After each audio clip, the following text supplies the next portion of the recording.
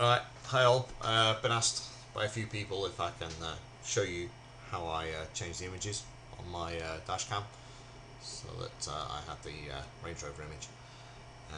And this information will apply to both the 803 Dashcam, which is the one I'm going to be editing, and it should also apply to the 801 Dashcam.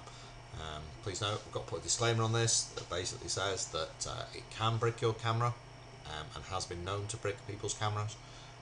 You can recover them once they've been bricked using a special cable which you have to build yourself. All information on stuff like this can be found on the dashcamtalk.com website, including everything that I'm going to tell you now. So here we go, let's get things started. I'll give you all the links at the end so that you've got everything you need. So we need some firmware. So I've already got my firmware here, it's downloaded, there it is, this is the one we're going to edit, and this is the latest version that works well with the 803. I've done this about 4 times now, because every time a new firmware comes out I change the image, so I've done it a few times. So next one is my images. Here's my images. Now these were originally 2 images, and the Land Rover image and the Range Rover image were 2 separate ones. I've edited these using Paint. There's a reason for this. We use Paint because Paint doesn't put any metadata on your files when you save them, whereas if you use other software, it can leave metadata on there, and then when you go to build your firmware you have problems. So use Paint, okay? Microsoft Paint, nothing else. Important now is the size of the files.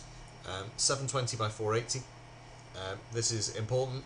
If they're too big, again you have problems with it saving into the firmware, and if they're too small you have problems with them saving into the firmware. You can have a little bit of leeway here and there, but you'll find that the actual original ones inside the firmware are 720 480. That's what you need to use. Again, stressed again, use Paint. That's what you need, don't use anything else. Next thing is the names of the files. Boot underscore logo, shutdown underscore logo. These are the names that you'll see inside the firmware. It may change, it might be different than an 801. I have never seen the insides of an 801 firmware, so it could change, but all the 803s use boot underscore logo, shutdown underscore logo. So let's get things started. Nice and simple. We're going to open the tool. I'm going to run it as the administrator. If you're on Windows, this is going to stop it asking you some silly questions. My computer's on a go slow, so I actually have one I prepared earlier, like that. So there we go, this is the tool, up and running. It's made by this guy here. He's one of the forum members on the Dashcam Talk website, and you know, he's done this off his own bat, and it works really well, so fair play to him. So here we go, go on File. We need to open our firmware that we've got in our firmware folder that we downloaded. So A2 firmware is, I believe, for the 801 cameras. This is the chipset inside your camera, A2, and A7 is the chip inside the 803 cameras. So I'm doing an 803, so I know I need A7. So let's open that up, and it's basically going to say where's your firmware. So let's have a look. My firmware's in this folder here, and I'm going to open my firmware. Say open. This is going to load. There we go, all loaded. Job done. Lots of binary up here, lots of MAC addressing type stuff up here, basically lots of code. Don't worry about this, nothing to do with what we're going to do. All we're interested in is what's going on down here and what it's telling us at the bottom of the screen. So first thing we need to do once we've loaded our file is choose sections. We need to export all the sections. So sections, and it's exporting, it says thread finished. That easy, done. Next, go to RFS, back to choose export files again. Yeah, export files, files threads, done. So it's exported them. Just going to move this down a little bit so I've got access to my firmware folder. If I go to my firmware folder now, what you'll see is that I've now got my firmware, I've got sections, and I've got RFS. These are the 2 things that I've just done. So in RFS, this one here, this is the one that has your boot logo and your shutdown logo in it. Okay, so if we scroll down this somewhere, there it was, missed it. Boot logo. So I'm just hover on that. There you go, there's the boot logo. Yeah. Look at the name. Look how big it is. Yeah, important. So there's the boot logo. This is the one we're going to change. We don't want that logo. That's the logo for the branding of the firmware that's been released for a specifically branded camera, and I don't particularly want that. So let's get these files replaced then. So let's open up our images. Images folder. There it is. Just move that down a bit out of the way. I'm just going to copy these one at a time. Copy that. I'll paste that in there. Do I want to replace it? Yes, I do. Okay. I'm going to copy this one as well. Copy that. I'm going to paste that in the same folder. Do I want to replace it again? Yes, I do. Right. So these have gone in now. You can see them here. Yeah. Let's shut down. If I go for boot, I should see the boot one there. There it is. Okay. That's my image. So that's done. Images are now inside the actual folder. This is good. Next thing we need to do is now we need to build it into a firmware that we can actually use on the dash cam again, because it's no good to us as it is. So we need to go back to RFS and we need to build the RFS. To the software again, there you go, finished. And then once we've done that, we can go back to RFS again. This time we say include.